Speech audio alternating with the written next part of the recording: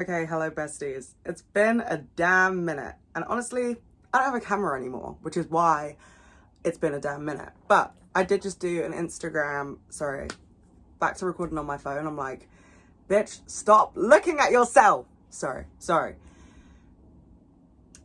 What was I talking about? Oh, whatever. I did an Instagram story thing and I was like, someone said, oh my God, Mary. Someone said, start a book club. And I was like, how do we do this? Instagram, Discord, Substack, YouTube. And a lot of you said YouTube. And I miss YouTube. So here we are. Me, you, YouTube, books. Let's get into it. So first of all, let's start with the physical copies of books that I have read this year. What is actually wrong with me? For a bitch that reads, cannot speak. Anyway, so I have these physical copies because I give a lot of my books away to my friends when I finish reading them. So I don't have that many physical copies of the books that I've read this year. I do have a lot of physical copies elsewhere from books from previous years. Anyway, no one cares. So first one, we're going to start with a banger. We're going to start with the big shots. This book is a book that everyone, and I mean everyone, told me to read, okay? The Invisible Life of Addie LaRue. And hear me out. I did not hate this book, okay? I gave it 4 stars on Goodreads. I just felt like it was 100 pages too long. So I'm going to explain it in its most basic sense because I don't really know how to explain it shortly and spoiler free. But basically, a girl makes a deal with the devil to live her life to the fullest. And then in turn, she lives for 300 years and nobody can remember her. I was going to say something else, but that would have spoiled it. Anyway, that's the premise of the story and it is really good. But like, oh my God, if you've read it, you know what I mean. Why are we spending so many chapters in France? Why? When did I ask for that? I want to know about where she traveled to. I want to get into the nitty gritty, who she fell in love with. There should have been more chapters on her and Sam. Like, oh my God, felt like it was just so wasted because they were talking about her in France. And I was like, she's over that life, okay? We need to keep it moving. But other than that, I did actually really like the book. The love story in the book is very cute and I'm a hopeless romantic. So yeah, I really enjoyed that. Next, we have my worst read of the year. I cannot even with this book. Okay, it's called None of This Is Serious. And yeah, I'm glad none of this is serious because it was the worst fucking book I've ever read. No, not ever. We Were Liars is the worst book I've ever read. And I know that people on BookTok love that book, but I do not. Anyways, this book is just filled with champagne socialism and it really pissed me off. To begin with, it's kind of like relatable, quirky, like single, Gen Z, midlife crisis, but not a midlife crisis, going through a global crisis. You know, I guess like the crack in the story is a metaphor for COVID maybe, I don't know, but oh my God, I just cannot with this book. The main character is so bloody annoying. And it's just, all her friends are so annoying too. Like, obviously I have sympathy for her, but I'm like, Jesus Christ, like, go to a therapist. I don't want to read about you. We have Love in Other Words by Christina Lauren. And I did enjoy this book. It wasn't the best book I read this year, but basically it's about a childhood friends to lovers situation with a 10-year gap in between of like unexplained feelings, and then they bump into each other again and they both have very different lives. They're both with very different people and they just can't help themselves. Like, they are soulmates. My only issue with the book is that it dragged out a lot, and then when it got to the end it felt very rushed. I would have loved if maybe we just cut out a little bit in the middle and like skip to the good bit, you know. This light on my face is very annoying. Should we change positions? Okay, you know what? The sun's setting. I can't... Oh no, this looks awful. Okay, we're moving. Sorry, I really could have picked a better backdrop. Like, I don't even know what this is, but... I read Verity by Colleen Hoover, and this book is an absolute page turner. 110% recommend. It's one of those books that like you literally just have to read in one day. I've given it to like 3 people to read and they've all loved it and they're not big readers. But the only thing that pissed me off is that I don't know what the correct answer is. Like, is it team manuscript? Is it team letter? I don't know. I'm team manuscript, but yeah, it's a good one. This is a good egg. And recently, very recently, this is actually... Oh God. This is the last book I read. It's called Things We Never Got Over by Lucy Score.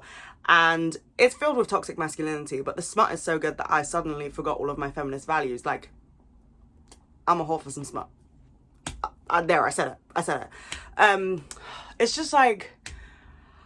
My issue with the book is that I don't like the single, dopey, helpless coffee lover trope. Like, I don't like that for a woman because... you know, that's not all we are. we're more like complex than that.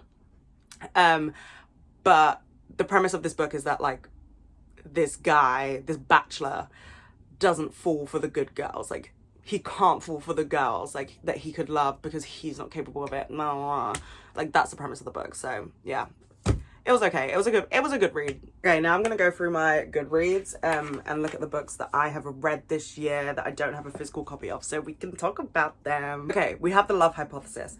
This book cover, someone tell me what was going on there, because that book has smut in it, and that book is, oh my god, it's sold like it's for a 5-year-old. Like the book cover is so ugly. But yeah, so I didn't really enjoy that book that much. I thought it was sweet, but it was just a bit like surface level. I don't know, I couldn't really like picture what any of the other characters looked like. It didn't really set the scene for me that much. And so I feel like that's where it lacked a couple points from me, but other than that, it's like a sweet read. It's an easy read as well. So listen, this year has not been a great year for reads for me. Like normally I read 10 out of 10 books. Like I pride myself on that. Like I judge books by their covers. Everyone's like, don't judge a book by its cover. I do, and I read good books. This year I didn't judge books by their cover, and I was disappointed. And I say this because I read The Spanish Love Deception and everyone was like, read this book, and yet again it's another book with an ugly color. Blah, blah, blah, blah. Maybe I should stop getting passionate and then I'll be able to speak properly. Anyway, it has an ugly cover and I read it. Why is it that long? Why? Like it doesn't go anywhere. And if you've read the book, I need you to tell me if you agree with me. Did my guy really use an expired condom? Like it's really not that serious. It's really not that serious. I was flabbergasted, gobsmacked even. But yeah, I mean like the Spain parts of the story were good, as you would fucking expect. It's called The Spanish Love Deception, but that's not a lot of the book. That's like what, 3 chapters? It's really not that much. So yeah, I wouldn't recommend reading it, to be honest. I'm gonna do all the Colleen Hoover books I've read. I know I already said Verity, but I read It Ends With Us, and I actually read it for a brand deal. I would have read it anyway, which is why I took the brand deal. But holy shit, like I cried my eyes out. I was bawling like a baby. That book really got me. It really tugged on my heartstrings. It is such a good book. It's my favorite Colleen Hoover book, and that's saying something because I feel like I've read them all now.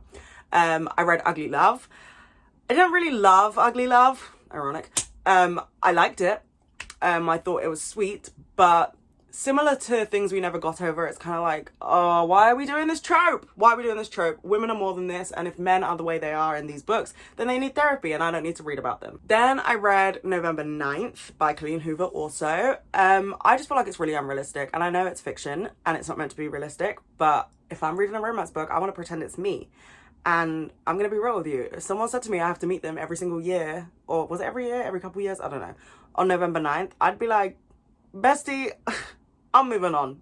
I'm packing my bags and I'm moving on. I'm not catching flights, okay? And I'm not catching feelings. I'm just staying still. So that was my issue with that book. Anyway, then I read Reminders of Him, also by Colleen Hoover, and that book was just very sad. Like, it did make me cry. It was very, very, very sad. I feel like the topics in it are really heavy, but was it her best? No. But did it make me cry? Yes. And then the last Colleen Hoover book I read this year was All Your Perfects, and that book is not for me. Never, ever again. Colleen Hoover, babe, I trusted you. And you let me down with All Your Perfects. Because what was that? Why are we romanticizing cheating like that? Now, onto a good romance book. Funny You Should Ask by Alyssa Sussman. And you know what? This book does have its flaws. It does have its problems. But am I a fangirl at my core? Yeah, I am. And does that mean that this book was written for me? Yeah, it does. Then should we go through the books that I am going to read for the rest of the year? Actually, I say that there's a lot of them there. There's a lot of books that I have bought this year that I'm probably not going to read this year. I'm in a bit of a reading slump right now, actually, because I was going to read The Idiot. Is that what it's called? yeah, The Idiot. And I was just like, I just don't care. Things We Never Got Over really put me in a reading slump. So, whatever. But I'll show you the books that I have bought for the rest of the year. Okay, so this is the first pile. We have The Virgin Suicides. I feel like I should have read this many, many years ago. Oh, actually, probably not, because it seems kind of heavy. Then we have Never Let Me Go. Very excited to get into this one. My best friend just read this book, actually, so I'm very excited.